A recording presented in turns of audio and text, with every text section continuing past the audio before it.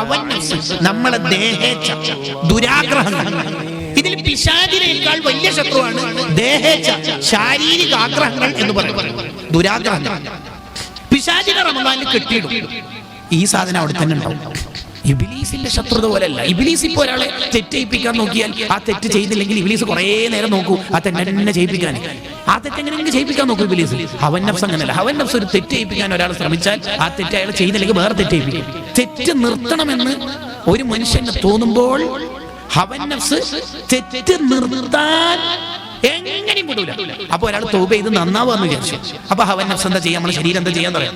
തെറ്റ് ചെയ്യാനുള്ള സാഹചര്യം അവിടെ ഉണ്ടായിരിക്കെ തന്നെ തെറ്റ് നിർത്താൻ കഴിയുമെന്ന് കോൺഫിഡൻസ് തരും.